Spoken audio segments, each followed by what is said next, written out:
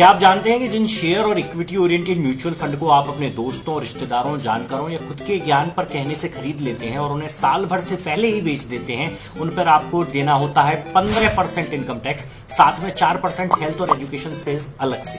वही यदि इन शेयर्स और इक्विटी ओरिएंटेड म्यूचुअल फंड को आप एक साल रखने के बाद बेचते हैं तो आपको देना पड़ता है मात्र 10% इनकम टैक्स, साथ में 4% हेल्थ और एजुकेशन सेस अलग से।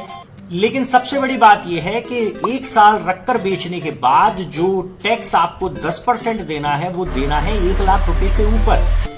तो यदि आप साल भर में 99,000 रुपए का भी कैपिटल गेन करते हैं लॉन्ग टर्म शेयर से या इक्विटी ओरिएंटेड म्यूचुअल फंड से, तो आपको देना होता है 0 इनकम टैक्स।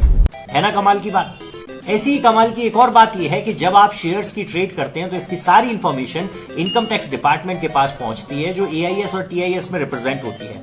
अब ये इंफॉर्मेशन इतनी ज्यादा उलझी हुई होती है कि जब तक आप खुद ना बताएं कि साहब इस पूरे ट्रेड में मुझे कोई फायदा हुआ है या नुकसान, डिपार्टमेंट इसका अंतर नहीं निकाल सकता।